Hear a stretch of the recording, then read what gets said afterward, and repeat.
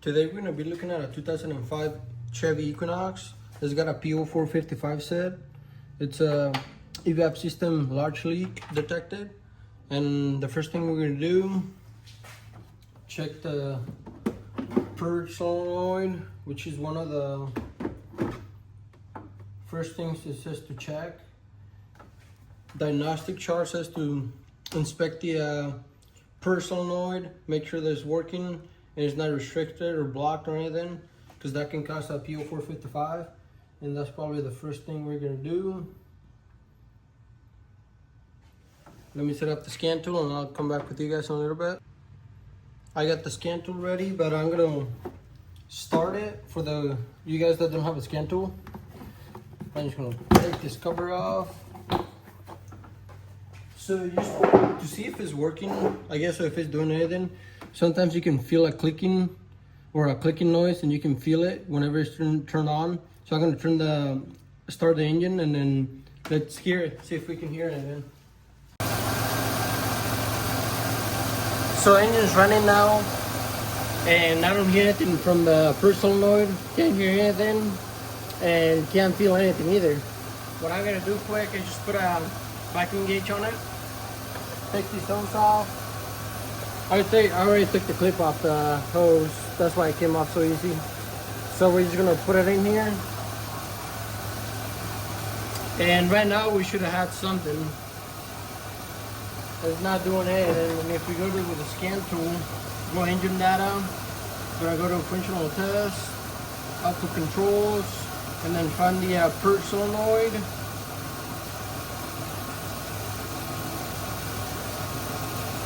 And then we're going to do probably 100% on it and see if we get anything. So we're at 100% now, and as you can see, we got nothing. So that means our purge is not doing anything. So the next step to do, we're going to check circuits on the purge solenoid. Let me shut it off, and then we'll go from there. And like I said, there's a clip on the line right here. It goes like this. Mine, already somebody was messing with it and it comes right off. It shouldn't fall like that. It should stay in there, but basically once you put it on, that's when you lock it in place. Take it off, you just push up a little bit on it and be careful with it. It comes right out. Grab the little locking clip and put it on the side. Make sure you don't lose it. And then now we're gonna take that purge solenoid off, or actually a lot easier. We're just gonna take this connector off. And then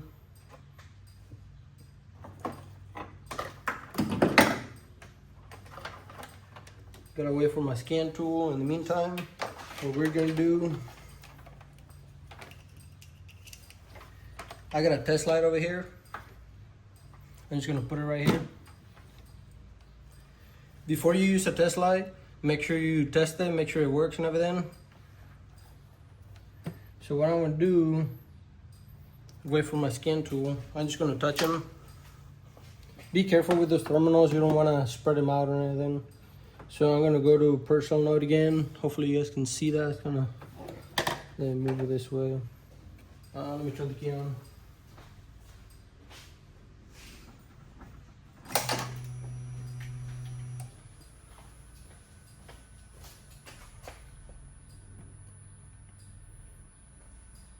Let's get the key on. Okay, we're there.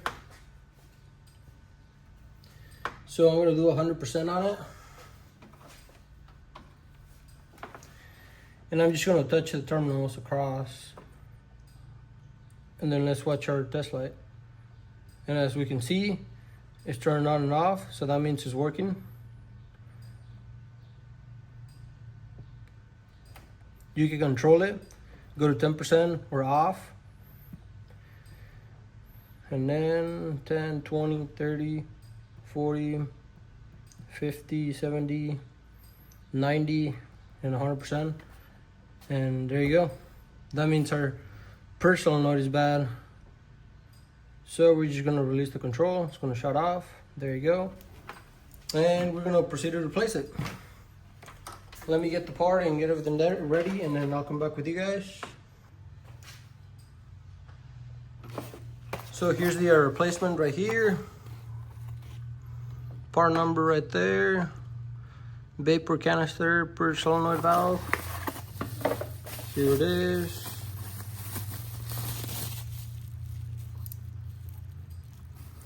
Right there. All we need to replace it is going to be a 10 millimeter and a ratchet. So you just take it off.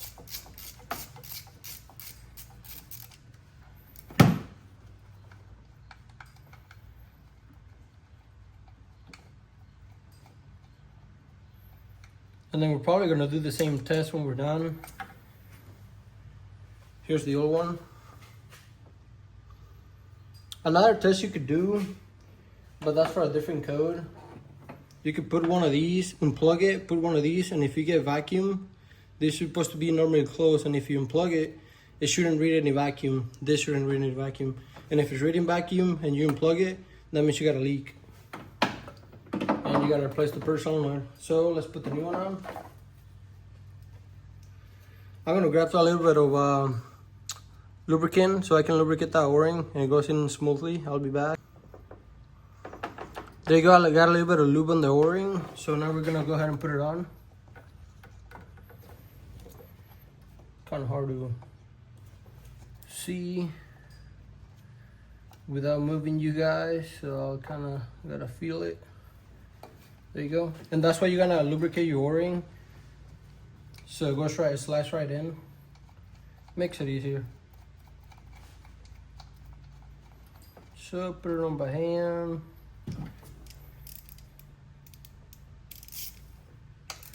And then just snug it up. It doesn't need to be like super tight. There you go. Make sure it's not gonna come out. There you go. Let's get our clip back on here. Clips on there. Get your line in there. Make sure it won't come off. There you go. It won't come off. Plug it in. And from here, what I can do is gonna be turn it on and see if there's a difference from the old one. As you can hear now. It's working. So you can see the difference now. So let me shut it off.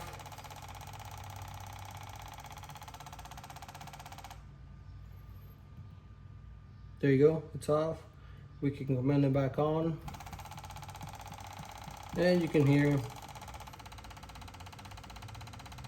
And you can see it here.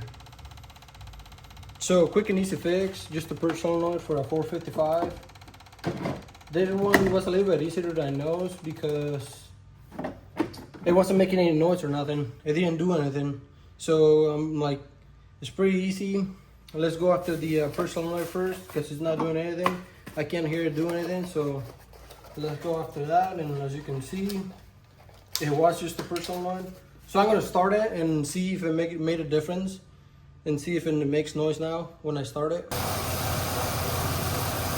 So now with the engine running, you can feel it doing something now. It's actually clicking. It's not clicking that fast, but it is clicking. I don't know if you guys can hear it on the camera, but it is clicking and you can feel it. So, let me share it off so I can talk to you guys. So with the engine running, I could feel it click now. So we know it's working now. So the next thing to do is just clear your code, go drive it, make sure everything's fine. And hopefully the check engine light is not gonna come back on. If the 455 comes back on, then now you're gonna have to smoke the system and test the vent solenoid and all that stuff. But for now, we got the purge solenoid replaced, and then we're gonna clear the code and drive it, and hopefully everything's gonna be good. And that's pretty much it. Just the last step for this repair. It's gonna be grab your cover, set it on here. There's a couple grommets in here, 1, 2, 3. If you lubricate them, they go right on there, and next time that you go to pull it off, it comes right off. So that's pretty much it. You just push it on. I'm gonna put some lubrication on this grommet and then put it on. But that's pretty much it. Thanks for watching.